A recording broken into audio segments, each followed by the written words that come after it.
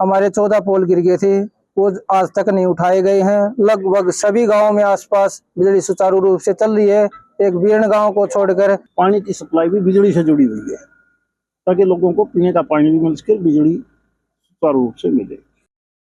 मेरा नाम जोगेंद्र सिंह है जी।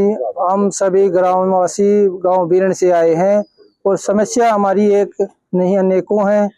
मेन तो समस्या हमारी अब बिजली की है, जो 2 महीने से लगातार हम बिजली की समस्या से जूझ रहे हैं।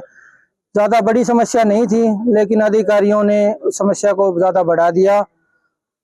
3 मई को आंधी तूफान आने के बाद हमारे 14 पोल गिर गए थे, वो आज तक नहीं उठाए गए हैं। लगभग सभी गांवों में आसपास बिजली सुचारू रूप से चल रही है, एक बीरण गांव को छोड़कर बाकी सभी गांव बिजली 24 घंटे कर ले रहे हैं, लेकिन हमारे साथ ये दोगला व्यवहार किया जा रहा है। इसलिए हम यहाँ अपनी मांग उठाने आए हैं जी। आज किन से मिले हैं, क्या आश्वासन मिला है, क्या? हम सांसद महोदय जी से मिले हैं जी, और उन्होंने हमें ठोस आश्वासन दिया है। हमारे सामने ही एससी साहब को फोन किया है, भाई आप इसको प्रायोरिटी बेस पे करवाओ, और अगर नहीं होता तो 1 ही 2 दिन में इसको मैं फीडबैक लूंगा। अगर नहीं होता है तो हम फिर अपने तरफ से आंदोलन करेंगे, पंचायत करके हम आगे की रूपरेखा बनाएंगे। बीरण के ग्रामीण मिले हैं। ऐसी समस्या इस बार बहुत सालों के बाद ऐसा भूकंप आया जिसकी वजह से सारे प्रदेश में नहीं, अपनी लोकसभा का मुझे पता है, इन 3 जिलों में जिसका सर्कल भिवानी बिजली का है, 2000 खंभे टूट गए। बड़े टावर है नहीं ये भी पहली बार देखा होगा कि ये पता नहीं कैसा भूकंप था। तो 2000 खंभों के लिए दोबारा से लगाना, शासन प्रशासन लग रहा है। मजबूरी में इनको कहीं ना कहीं एग्रीकल्चर फीडर से जोड़ दिया, सागौन गांव से टेम्परेरी काम चलाने के लिए। इनके मुताबिक 14 खंभे लगेंगे वहां पे, दोबारा से दांग से जोड़ देंगे। उन्हें अभी एससी को कह दिया कि फटाफट पे लिए 14 खंभे लगाओ, ताकि लोगों को केवल बिजली की बात नहीं, पानी की सप्लाई भी बिजली से जुड़ी हुई है, ताकि लोगों को पीने का पानी भी मिल सके, बिजली सुचारू रूप से मिले। जी, क्या नाम है, कहाँ से आए हैं, क्या? नाम राजू यादव, गांव बीरण। और गांव के पंचायत अपनी मूलभूत सुविधाओं के लिए सबसे बड़ी जो समस्या आई हुई है वो आई हुई है बिजली की, और बिजली के कारण साथ में पानी की भी आ गई।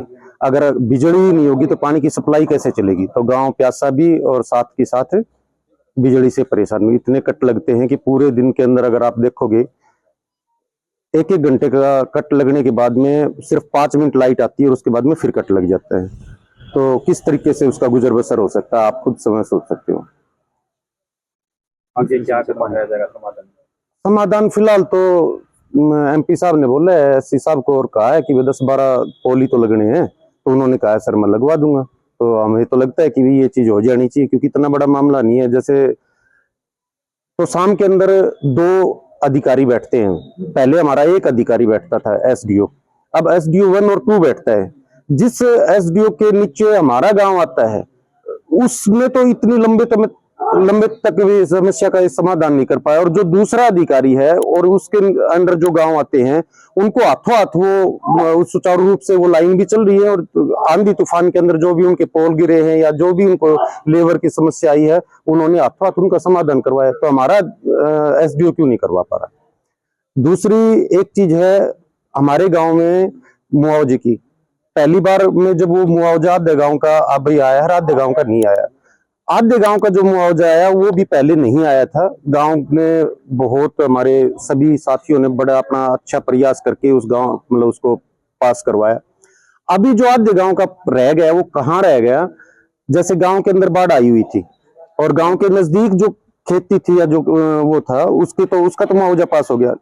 एक तो पीछे से पानी, हमारा जो खेत का और जहां वो हमारी कृषि भूमि थी वो टेल के ऊपर पड़ती है। सबसे बड़ी समस्या तो उनको ये थी कि जब टेल के ऊपर होने के कारण जब पानी कम आता है तब उनको नहीं मिलता। आज जब भरपूर मात्रा में बाढ़ का पानी निकाला गया था तो सबसे ज्यादा पानी वही निकाला गया था। इवन देन इतना तक भी है कि बीरण गांव का भी पानी, पीछे का पानी तो था ही था, और फ्लो होकर जितना चल रहा था उसके अंदर लगातार कई महीनों तक चला। बीरण गांव का भी पानी जहां से जिन खेतों का मुआवजा के लिए जो पास हुआ है उसका भी पानी उन खेतों के अंदर डाला गया था और उनका मुआवजा नहीं मिला। उनको दोहरा मार लगती है उनको। जब पानी कम आता है तब भी उनको समस्या, ज्यादा आता है तब भी उनकी फसल खराब और उन्हीं को मुआवजा नहीं मिलता।